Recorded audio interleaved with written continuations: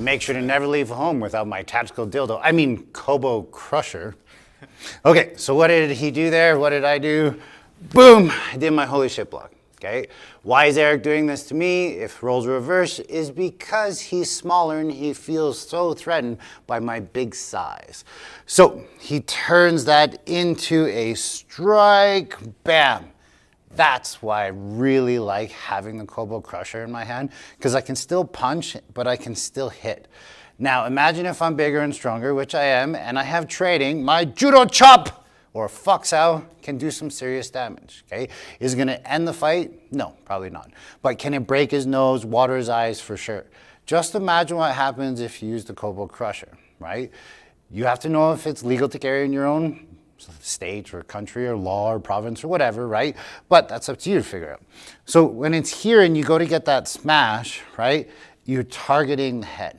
Okay, where you choose to target the head is up to you. In the self-defense world, I just say try to hit the head, right? I'm not worried about breaking my hand, especially with a hammer fist or with the Kobo Crusher in my hand. I'm just hitting from here. But a good rule of thumb to follow is if one hits, another one follows, okay? So that's like best case scenario. But most people are probably gonna block that chop. So he fires at me here and he blocks this. Ha ha! Now he's blocked it. So is that going to hit or not? Let's say it hits his hand. That's gonna hurt his hand, right? This is gonna break his hand? Probably. This thing's made of like solid brass, yes? Perfect. So I'm here, but he does block it. Will this hand change that into an overhand? Boom, that one smashes. He doesn't like that feeling, go back to your Kobo Crusher.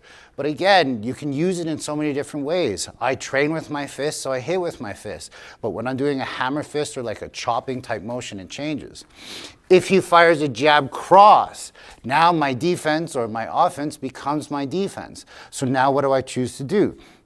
This here now isn't so necessary. It's my left hand that's necessary. Now we're starting to look like Wing Chun people.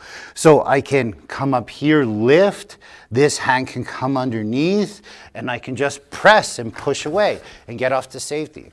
The concept of the holy shit block is like, man, this guy's approaching me, I'm reaching for my Kobo, he throws, and I just come out with my training right away. Right? What happens after this is why you guys need to train. So just to remember, the motions are the same. He doesn't block anything. I hit. There's no longer a threat. Get off to safety. It'll help you look better when you go to court anyways.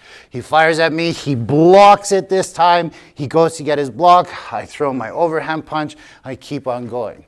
He throws a jab cross. Boom. I train. I go under. I push and I move. There's no damage on him on that one.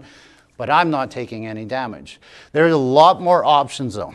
On that cross punch, when he comes here, the idea is the left hand comes up, okay?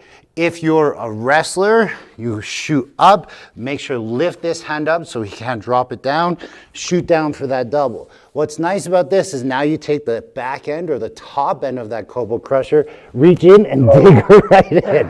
Okay, it feels really good, hey Eric, right? So notice what his back did. It reached back right away, making that takedown even better. He fires that jab cross, I control, boom, and now I hit. So you see what I did there? It's like a ridge hand strike. Ridge hand strikes are very weak, right? I'm here, boom, I go to hit. That's gonna break your hand unless you have training. Well, with the Kobo Crusher, you don't have to worry about that stuff. That's why it's sweet. So here, boom, control this, hook onto this, pull, smash, go to get the hit. But he's not stupid. He's probably going to put his hand up and block that. So here, he blocks that. Perfect. There's your hit, right? He used to have long hair. I loved it so much for filming, but he does look better now, doesn't he, guys? So you grab the hair, rip it down, smash, smash. Like, there's so many things that you guys can do with a simple tool. But this is why they call it an equalizer. Okay, it's taking the game, right? I'm 6'4", 260. You're 5'9", 150. Yeah, that's a 90-pound difference, right? And a massive size difference. Equalizer may make it a little bit more equal, but what do you gotta do? You gotta train your ass off. So stay safe.